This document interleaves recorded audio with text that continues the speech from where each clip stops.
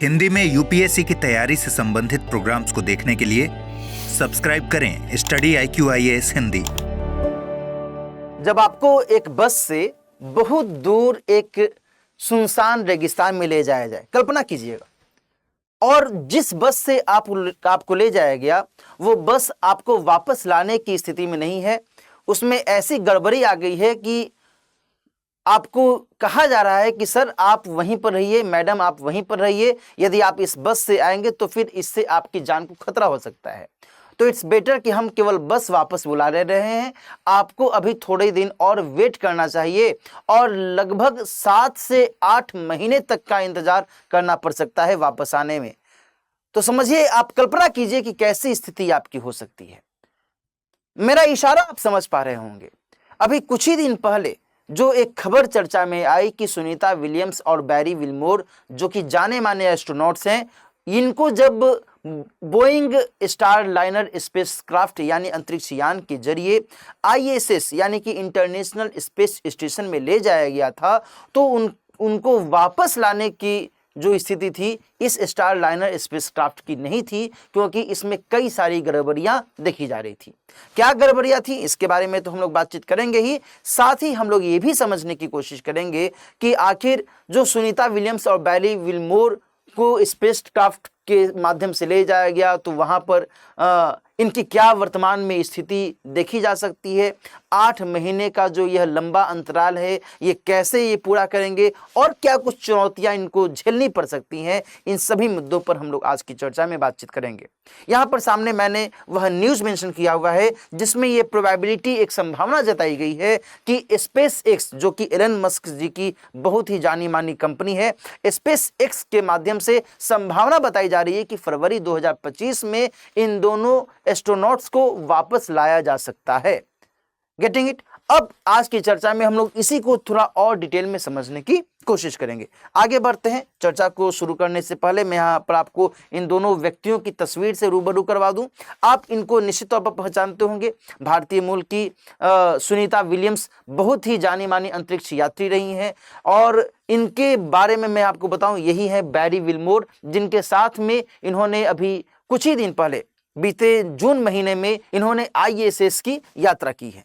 अब हम लोग यहाँ पर ये समझने की कोशिश करेंगे कि आखिर इनके वापस आने को लेकर के जो चैलेंजेस सामने आ रहे हैं, इनकी जो परिस्थितियां हैं इनसे जुड़ी हुई, वो क्या कुछ कहती हैं। दोस्तों, इसके बारे में बातचीत करने से पहले मैं आपको ये भी बता दूं कि यदि आप सिविल सेवा परीक्षा 2025 की तैयारी कर रहे हैं तो आपका स्वागत है 31 अगस्त से शुरू होने वाले इस बैच में। इस बैच की खासियत यह है कि यदि आप IAS प्री 2025 को क्वालिफाई करते हो तो आपकी संपूर्ण फी रिफंड कर दी जाएगी। वहीं दूसरी ओर इस बैच में 37 टेस्ट इंक्लूड किए गए हैं, जिसके अंतर्गत यदि आप हर एक टेस्ट में रैंक 1 यानी कि टॉप मोस्ट पोजीशन लाते हैं तो आपको 11,000 रुपये की राशि प्राइज स्वरूप दी जाएगी, जो कि आपके लिए एक मोटिवेशन का काम करेगा।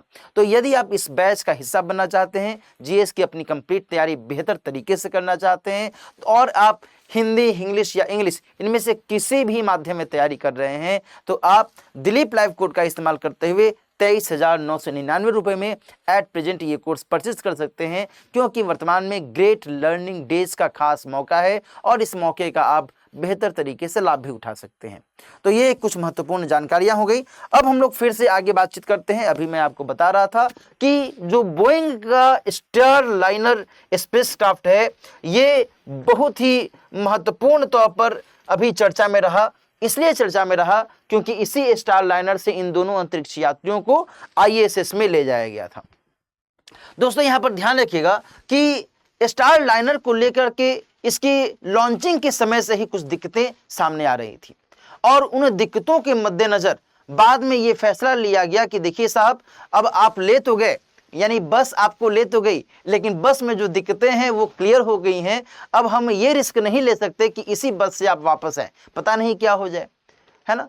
इसमें जो दिक्कतें सामने आ रही थी वो मैं आपको बताऊं तो इसमें यह बताया जा रहा था कि जो हीलियम है, हीलियम गैस का रिसाव हो रहा था, और हीलियम गैस के बारे में ये बताया जा रहा है कि इस गैस का इस्तेमाल प्रोपल्सन के लिए किया जाता है,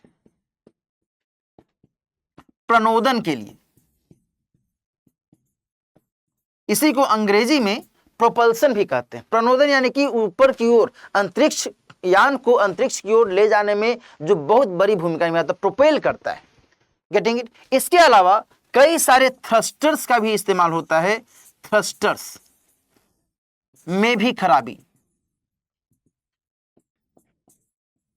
एक अंतरिक्ष यान को अंतरिक्ष तक पहुंचाने में कई सारे जो उपकरण होते हैं इनकी भूमिका होती है, जिनमें थ्रस्टर को भी बहुत महत्वपूर्ण तौर पर अपनाया जाता है। इन थ्रस्टर्स के सहयोग से ये जो अंतरिक्ष यान है ये ऊपर की ओर उठता चला जाता है और देन थ्रस्टर्स पीछे की ओर छूटते चले जाते हैं और ये जो अंतरिक्ष यान है वो अंततः जाकर के अंतरिक्ष में जहां पर भी इसको भेजा जाता है वहां पर ये चला जाता है।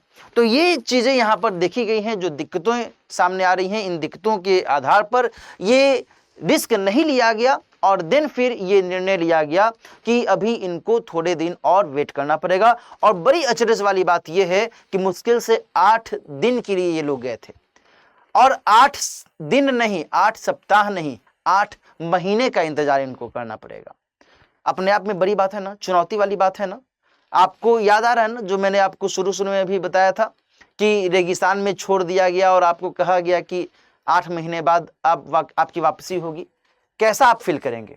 हालांकि जो इंटरनेशनल स्पेस स्टेशन की बात कही जा रही है वहां पर जो वातावरण है, वहां पर जो वस्तु स्थिति है उसमें यह बताया जा रहा है कि वहां पर खाद्य सामग्री पर्याप्त मात्रा में है। ऐसा नहीं है कि इनको खाद्य सामग्री नहीं मिलेगी।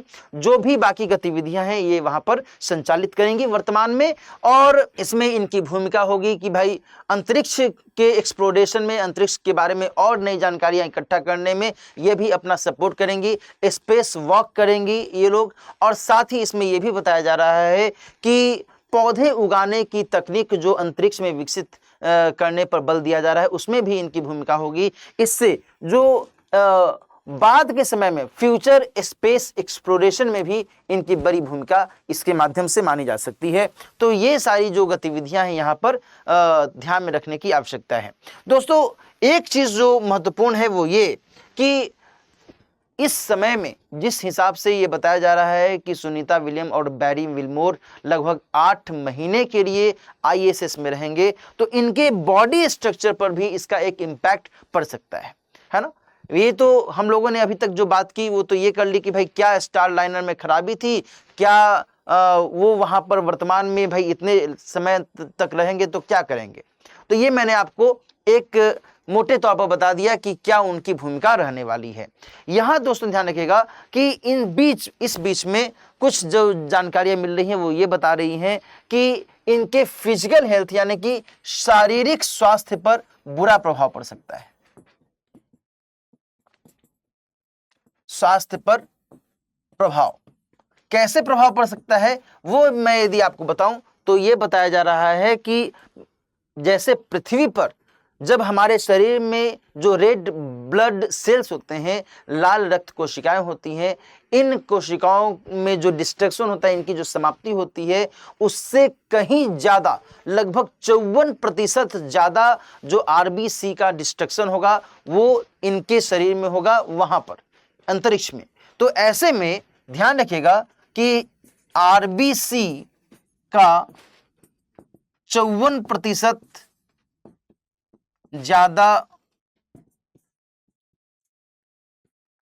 ठीक है जी।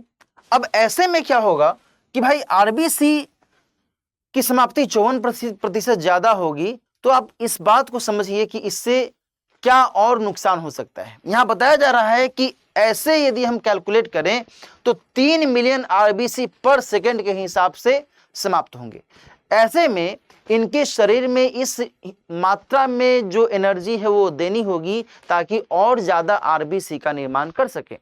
क्योंकि भाई जो रक्त कणिकाएं होती हैं वही तो जो ऑक्सीजन होती है हमारे शरीर में वो पूरे शरीर के अलग अलग हिस्सों तक पहुंचाने का काम करते हैं। कौन? इन्हीं कोशिकाओं के द्वारा। तो और यदि RBC की कमी लगातार होती चली जाएगी, कहीं अधिक मात्रा में इनकी जो स्थिति है वो घटती चली जाएगी, तो फिर ऐसे में इनके शरीर पर और अधिक विपरीत असर पड़ सकता है।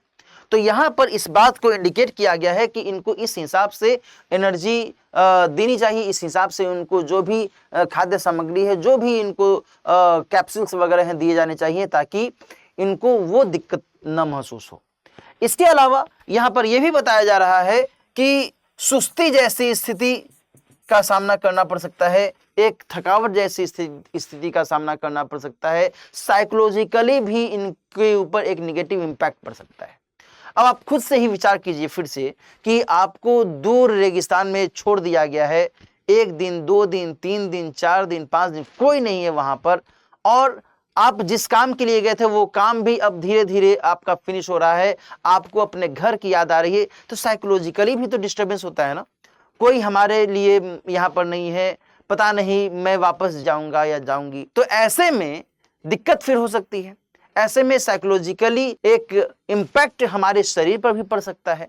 तो ये सारी स्थितियां यहाँ पर सुनीता विलियम्स और बैरी विलमोर के संदर्भ में भी देखी जा रही हैं, चिंता इसको लेकर के ही जताई जा रही है ना। दोस्तों ध्यान रखिएगा कि बोइंग स्टारलाइनर ने पहली बार इस तरीके से उड़ान भरी थी और इसमें इसकी विफलता देखी गई। अब जो स्पेस एक्स है, स्पेस एक्स के द्वारा यह जिम्मा सौंपा गया है कि भाई अब हम वापस लाएंगे इन सभी को, लेकिन अभी उसमें समय लगेगा। स्पेस एक्स के बारे में यहाँ पर मैं आपको बता दूं कि स्पेस एक्स के माध्यम से जो गतिविधियां चलाई जा रही हैं वो क्या है। स्पेस एक्स के द्वारा ड्रैगन 2 स्पेसक्राफ्ट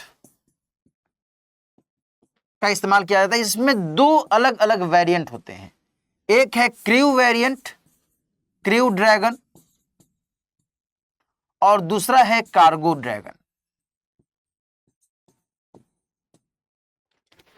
गेटिंग इट? जो इसका क्रू ड्रैगन है, नाम से स्पष्ट है कि जो एस्ट्रोनॉट्स हैं, जो अंतरिक्ष यात्री हैं, इनको अंतरिक्ष स्टेशन में लाना ले जाना, इसका काम ये करता है।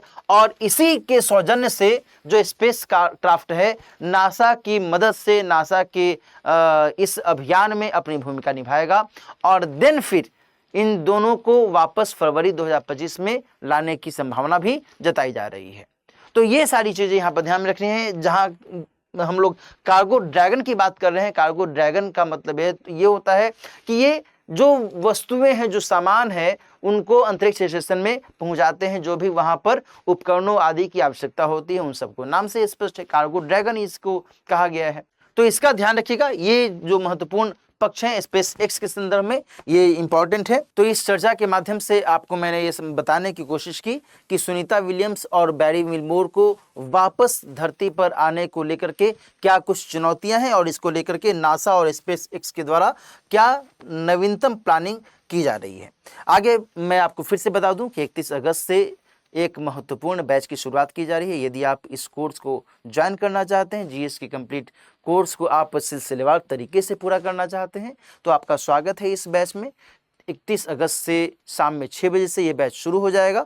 दिलीप लाइव कोड का इस्तेमाल करते हुए आप 23,999 रुपये में इस बैच को ज्वाइन कर सकते हैं। वर्तमान में ग्रेट लर्निंग डेज के खास मौके पर आपको इस डिस्काउंटेड फी के साथ में एडमिशन मिल रहा है। इसका लाभ उठाइए और अपने जीएस की तैयारी को और बेहतर से बेहतर कीजिए। मिलते हैं फिर, ऑल द बेस्ट। हिंदी में यूपीएससी की तैयारी से संबंधित प्रोग्राम्स को देखने के लिए सब्सक्राइब करें स्टडी IQ IAS हिंदी।